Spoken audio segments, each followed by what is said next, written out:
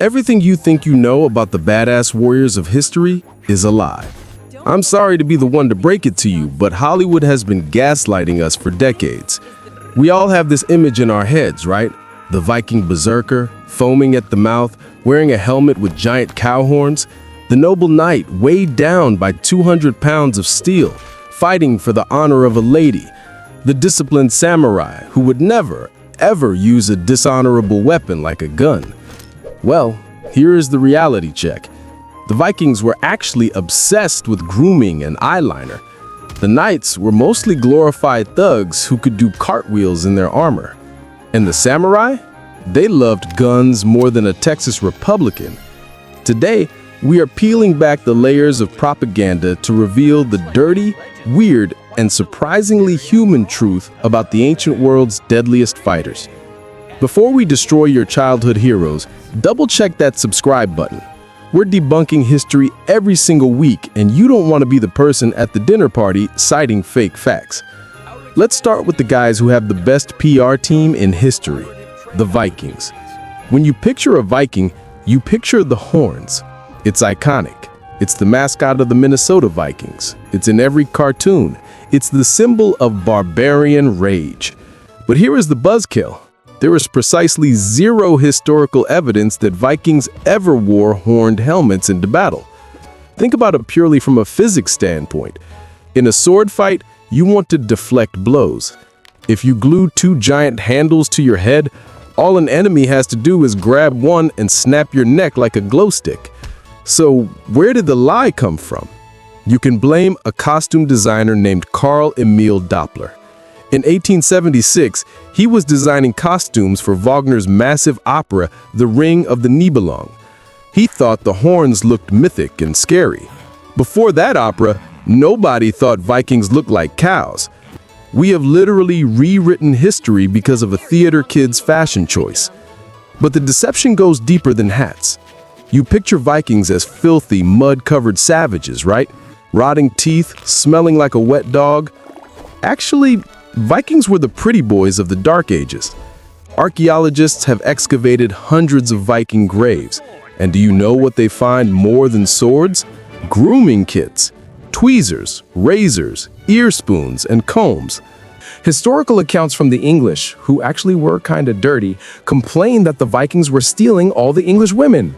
Why? Because the Vikings bathed once a week, combed their hair, and changed their clothes. In 10th century Europe, that was basically being a supermodel. They even bleached their hair. They used a strong soap with high lye content to bleach their beards and manes blonde to look more intimidating and kill lice. So the terrifying raider you're picturing was actually a well-groomed blonde guy with eyeliner who just really cared about skincare. Okay, let's move south to the castles. The medieval knight, the tank of the battlefield. The common myth here is about mobility. We see movies where a knight falls off his horse and is basically a stuck turtle, flailing around, unable to stand up because his armor is so heavy. Total nonsense. A full suit of plate armor weighed about 45 to 55 pounds. That sounds like a lot, but it's distributed over the whole body.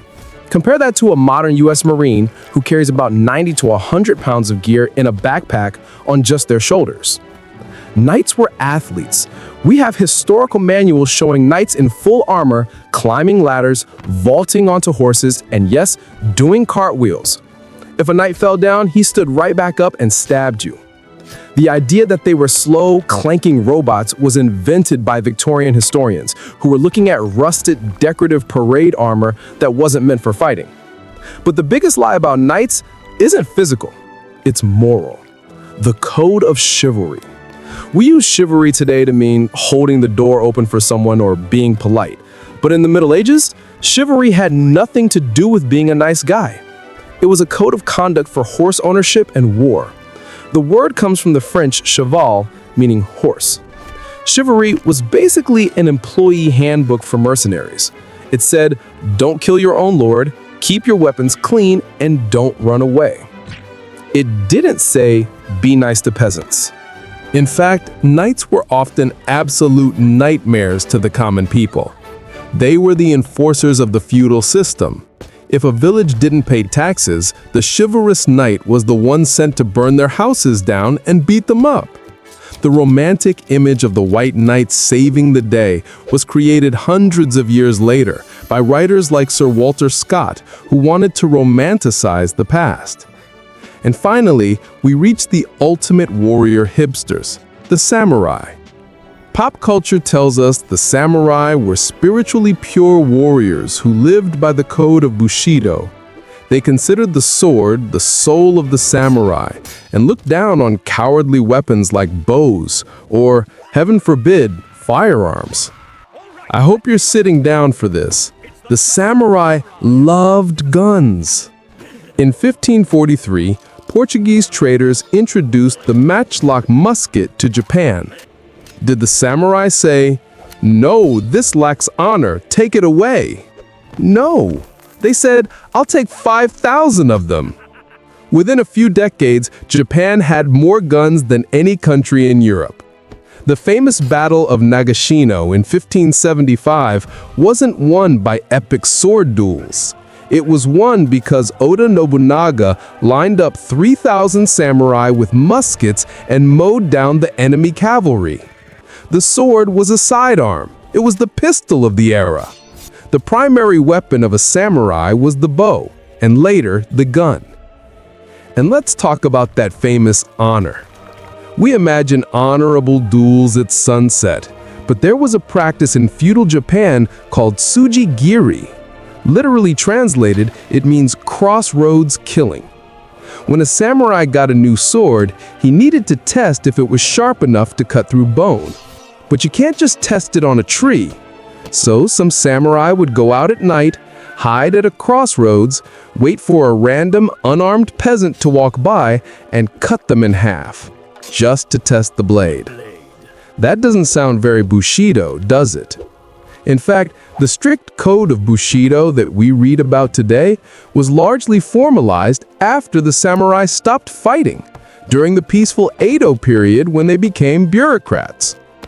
Or even later in the 1900s as nationalistic propaganda. I know, I can hear you screaming in the comments. What about the Spartans? What about the 300? Okay, quickfire round. Yes, Spartans were tough. But the movie 300 forgot to mention that for every one Spartan soldier, they brought along about 7 slaves, called helots, to carry their stuff, cook their food, and even fight in the back lines.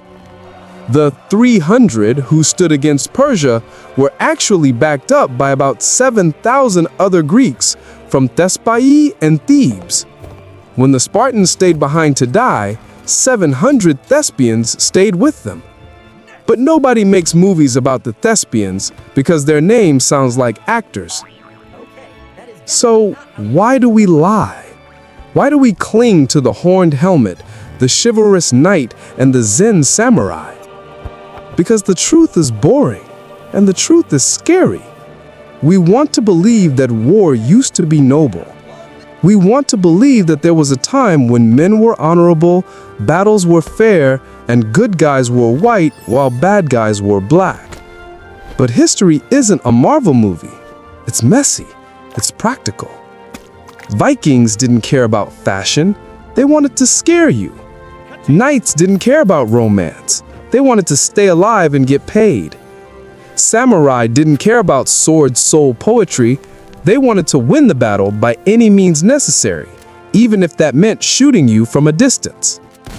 These warriors were incredible, skilled, and terrifying, but they weren't superheroes. They were people, survivors. And honestly, the fact that they were real, flawed humans who did cartwheels in armor and bleached their beards makes them way more interesting than the cardboard cutouts we see in movies. Now, I want to hear from you. Which historical bubble did I just burst for you? Are you Team Viking, Team Knight, or Team Samurai? And please, if you know a fact that you suspect is total garbage, drop it in the comments below and we might cover it in the next episode. If you learned something new today, please destroy that like button like a samurai testing a new sword. Don't forget to subscribe and ring the bell. I'm the Lost Chapters, and remember, history is written by the winners, but the truth is found in the trash. See you next time.